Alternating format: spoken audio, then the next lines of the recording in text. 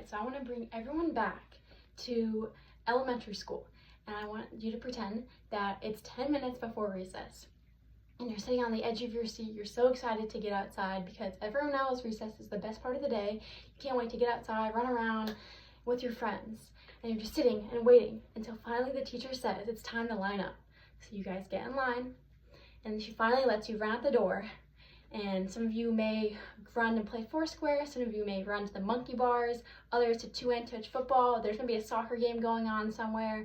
There's your group of people on the swings, there's people playing cops and robbers. The list goes on and on and on. Recess, as you know, was the best part of elementary school. But while recess may have just been a way for teachers to get a bunch of squirrely, a group of 20 to 30 squirrely little kids out of the classroom and to hopefully get their attention later on. At recess, and the idea of like exercising as a part of our day is still something that is scientifically proven to be helpful, not just for our bodies and just to like get us to calm down, but for our brain. And so throughout this talk, I'm going to be talking about how exercise works with our brain. Because exercise is so important to cognitive functioning as it leads to an increased brain productivity and success. And without exercise, negative short and long-term effects are seen on the brain. So now throughout the next 5 minutes, I'm hopefully going to explain to you how exercise helps our brain and what happens if we don't exercise to our brain. So why is exercise important? Exercise is important as it helps our performance as both like a student, as a learner, whatever you are, it's helping your brain. Exercise is helping your brain performance. First of all, it stimulates brain cell development. There was a study done with the mice who were running on a treadmill, or on their little wheels, not treadmills. And the mice that were running on wheels as compared to the mice who were not running on wheels, those mice who were running on wheels saw more neurons, which are brain cells. There's an increase in neurons, and within those neurons, they had more complex connections. So their exercise was increasing their brain cell development. Additionally, exercise improves memory retention.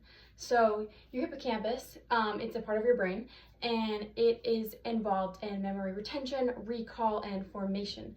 And so your hippocampus starts to shrink in your late 20s, and which is not a good thing. We don't want our hippocampus to shrink. And so there was a study done on senior citizens, and there was a group of senior citizens who were walking, and there was a group of senior citizens who were simply stretching. And with the group who were stretching, they saw a decrease in their hippocampus, and the group that were walking, they saw an increase in their hippocampus. So this exercise was helping them to better be able to retain their memories and just like retain all the important things that we want to remember. Additionally, exercise increases focus and concentration. And this is one that we might already like assume we know about, because like this was the idea of recess, helping kids to be able to keep their attention and their focus and concentration. And there was a study done at Canadian School for Learning Disabled Kids and someone with ADHD, and they found that if they had put kids on treadmills and bikes before their math lessons, they were able to learn better, retain information, and they just were better behaved and able to sit through the class.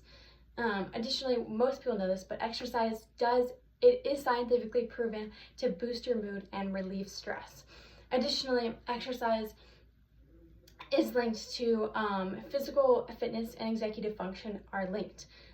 So executive function are skills that you need to to manage everyday tasks, such as like planning, solving problems, and adapting to new situations.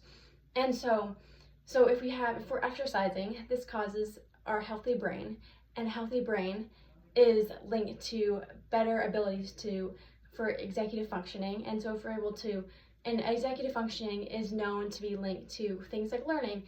Executive functioning is directly linked to subjects like reading and math. So exercise is just helping you in your reading and math classes, and just keeping your brain stimulated and ready to go. But what happens if we don't exercise? So first, you're going to see short-term effects. There's Psychosomatic magazine, and they had 40 regular exercisers stop all of their exercise completely. And after they did that, they came back to them in 2 weeks, and they saw increase in fatigue, depression, and anger. And this was only after 2 weeks, these negative effects. And then like we know that most of us like, oh, I feel good, like I got on my runner's high while I was running, but like exercise is truly scientifically proven. It pumps up your neurotransmitters such as dopamine and serotonin, and without these, we're having mood disorders. And additionally, you'll see long-term effects without exercising. You'll first see, we'll also see long-term effects of not exercising. And the first long-term effect of not exercising is cognitive decline, as adults who are inactive are 2 times more likely to experience cognitive decline. Additionally, physical activity is known to help you sleep better and just be less stressed. And so good sleep and less stress are key to helping prevent cancers and other medical issues down the road. And so if you're not exercising, you're putting yourself more at risk for cancer and other medical issues. That's serious. Additionally, I think the most important one is that no exercise leads to less blood flow to your hippocampus, which is involved in memory retention. And so without this blood flow to your hippocampus, it has been shown you're putting yourself at risk for Alzheimer's. And that's not something to mess around with.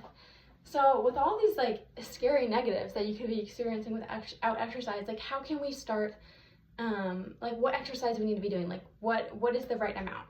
So the minimum necessary amount of exercise for to increase, like to keep your brain functioning properly was studied by Western Kentucky University, and they found that 3 times a week of 20 minutes of exercise is key. And this type of exercise is supposed to be at moderate intensity, so just getting your heart rate up for at least 20 minutes.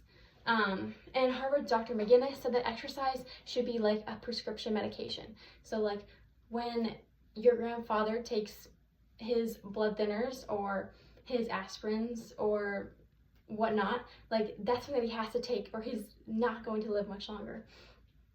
And that's how we should be treating exercise. Exercise isn't like, oh, I don't feel like taking my aspirin today. I don't feel like taking my blood thinner. No, like you have to take it. You need to do exercise. That's how we should be treating it.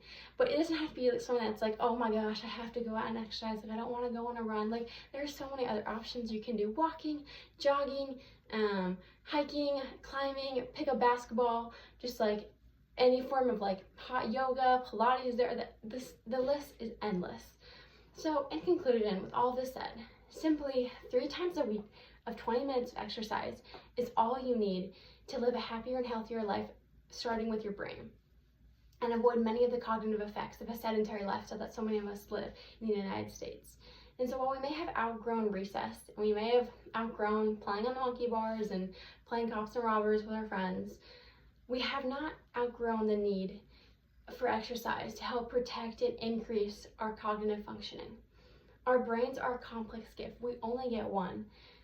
And we should be doing everything we can to protect our brain, our body, and our lives simply through exercise.